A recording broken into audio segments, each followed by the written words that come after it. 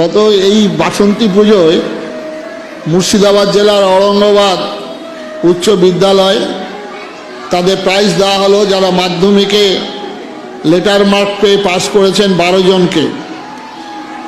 আমি জিজ্ঞাসা করলাম, তুমি বড় হয়ে কি হবে? কেউ বলছে আমি ইঞ্জিনিয়ার হব, কেউ বলছে আমি রিসার্চ সায়েন্টিস্ট হব, কেউ বলছে আমি ডাক্তার হব। এত দুঃখ, একটা ছেলে মেয়েও বলল না যে স্বামীজি আমি একটু মানুষ হব, ভালো, কেউ বলল না। আজকে এত কম্পিটিশনে আপনারা ছুটে যাচ্ছেন।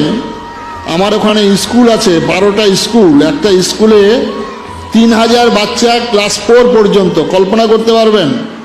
রেজাল্টের দিন আমি দাঁড়িয়ে আছি, গাড়িতে তার মা জিজ্ঞাসা করছে, তোকে বাড়িতে সব পড়িয়েছে, এটা উত্তর দিয়েছিস, এটা উত্তর দিয়েছিস, এটা উত্তর দিয়েছিস। 1 নম্বরের জন্য সে র্যাঙ্কে ওঠেনি, ঠাস করে গালে চড় মারল। আমি ভদ্র মহিলাকে বললাম, আপনি জীবনে কোনো ক্লাসে ফার্স্ট হয়েছিলেন? একটা 3 বছর বয়স থেকে ছেলে মেয়েদের পরীক্ষা দিতে হচ্ছে, কল্পনা করা যায়?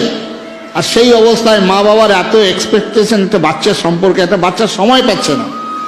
আমাদের স্কুলের বাচ্চা মানে ভোর 5টায় 20 মাইল দূর থেকে আসতে হয়, ভোর 5টায় ঘুম থেকে উঠবে, উঠে 7:30টায় স্কুলে অ্যাটেন্ড করবে, 10:30টায় 11টায় স্কুল ছুটি হবে, 1:30টার সময় বাড়িতে পৌঁছে তারপরে ড্রয়িং টিচার চলে আসবে।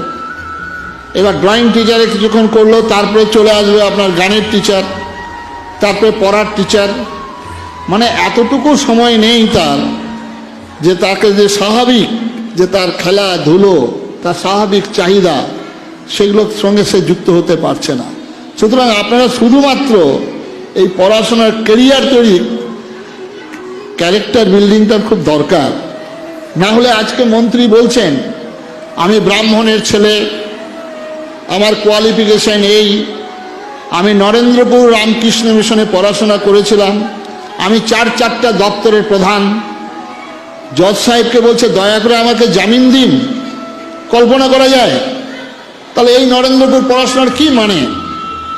এই এত কোয়ালিফিকেশন নেওয়ার কি মানে, যুক্তিকতা? সুতরাং খালি পড়াশোনা করলেই যে হবে তা নয়, পড়াশোনার সঙ্গে একটু চিন্তা করতে হবে মা বাবাকে। আপনারা আজকে চিন্তা করবেন, এত সংকটের মধ্যে গভীর। আমাদের তো আম্বানি, জানেন, আম্বানি একটা পেট্রোল পাম্পের কর্মচারী ছিল। সচিন তেন্ডুলকর ক্লাস 10 পর্যন্ত পড়েছেন। বহু মনীষী আমাদের বাড়ির আশ্রমণী পড়াশোনাই জানতেন না। ঠাকুর রামকৃষ্ণ তো কিছুই জানতেন না। সুতরাং এর সঙ্গে এটা কোনো সম্পর্ক নেই, মানুষ হওয়ার কথা। মহাভারতে দেখেছেন আপনারা, মহাভারতের প্রথম পর্ব কি হয়েছিল কে বলতে পারবেন? প্রথম পর্ব একটু দয়া করে বলুন তো, কে বলতে পারবেন? মহাভারতের প্রথম পর্ব কাকে দিয়ে শুরু হলো? ভীষ্ম পর্ব। কারণ ভীষ্ম ছিল তদানীন্তনকালের অভিভাবক। এই ভীষ্ম ছিল প্রাজ্ঞ, বয়োবৃদ্ধ, বিরাট যোদ্ধা, জ্ঞানী, কিন্তু তিনি তার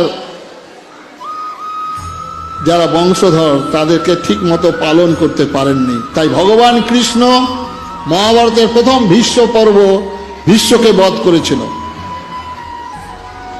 আজকে অভিভাবক অভিভাবিকা মহাভারত থেকে শিক্ষাটা নেবেন। তারপরে বধ করা হয়েছিল কাকে জানেন? কোন পর্ব? দ্রোণাচার্য পর্ব। কারণ তদানীন্তনকালে তিনি শিক্ষক ছিলেন, ঠিক মতো শিক্ষা দান করেননি বলে দুর্যোধন দুঃশাসন তৈরি হয়েছিল। সুতরাং শিক্ষক যারা অভিভাবক, আজকে আমরা দায়ী হয়ে পড়েছি। সুতরাং আজকে ছোট্ট ছোট্ট বাচ্চারা সেজে গুজে রয়েছে, অনুষ্ঠান হবে। আপনারা এটা মনে রাখবেন, আমাদের সব থেকে বড় আশ্রম পৃথিবীর বুকে রামকৃষ্ণ মিশন ভারত সেবাশ্রম সংঘের থেকে 100 গুণ বড়। ভারত সেবাশ্রম সংঘ, তারপরেই রামকৃষ্ণ মিশনে ঠাকুর রামকৃষ্ণদেবের, মা সারদা, বিবেকানন্দের পুজো হয়। ভারত সেবাশ্রম সঙ্গে পুজো হয় আচার্য স্বামী প্রণবানন্দজি মহারাজের। এই দুটো আশ্রমের থেকেও বড় আশ্রম হচ্ছে আপনারা যেখানে আছেন, গারস্থ আশ্রম। তাহলে এখানে কার পুজো হবে? এখানে পুজো হবে মাতা মেয়ে পার্বতী দেবী পিতা দেব মহেশ্বর। তার জন্য বলা হচ্ছে মাতৃদেব ভব প্রথম, তারপরে হচ্ছে পিতৃদেব ভব, তারপরে আচার্য দেব ভব। সুতরাং আমাদেরকে মানুষ বলা হয়। মানুষটা বানান লিখতে গেলে প্রথম দরকার ময়াকার। মানব বানান লিখতে গেলে প্রথম দরকার ময়াকার। তাহলে মানুষ যদি হতে হয়, পূর্ণাঙ্গ যদি মানব হতে হয়, তাহলে প্রথমেই দরকার ময়াকার, মা। সেই জন্যে আমাদের বিজ্ঞান বলছে আমার দেহের মধ্যে 85 কাজ করছে মাতৃ অংশ। সুতরাং মা, আপনাদের কাছে প্রার্থনা, একটু চিন্তা করবেন, একটু কাঁদবেন, একটু প্রার্থনা করুন। ভয়াবহ পরিস্থিতির মধ্যে আমরা রয়েছি। আজকে মানব সভ্যতার একটা সংকট এসে গেছে। এই সংকটেই এই প্রণবানন্দ বিদ্যা মন্দির যারা যুক্ত হয়েছেন, ভারতীয় আদর্শ, ভারতীয় চিন্তাধারা, ভারতীয় ভাবধারা, আশ্রমিক পরিবেশে স্কুল, এইখানে আমাদের বাচ্চাদের যে কার্যক্রম দেখবেন, অলরাউন্ড ডেভেলপমেন্ট, সমস্ত রকম তার গুণগুলো প্রকাশের জন্য এই স্কুল।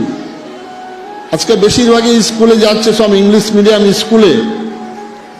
যত বড় বড় মনীষী ভারতবর্ষে, তারা কেউ ইংলিশ মিডিয়ামে পড়াশোনা করেনি। ইংলিশ মিডিয়ামে পড়াশোনা করলেই যে ভালো হবে তার কোনো মানে নেই।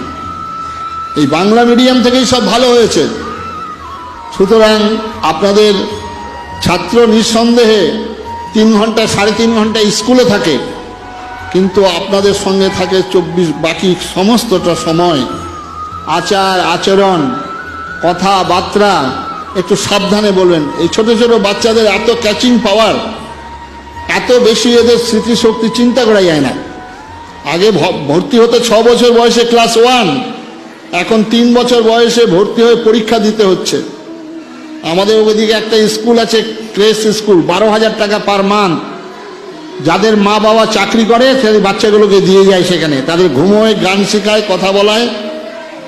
বাচ্চাদের কি অবস্থা একবার চিন্তা করতে পারবেন?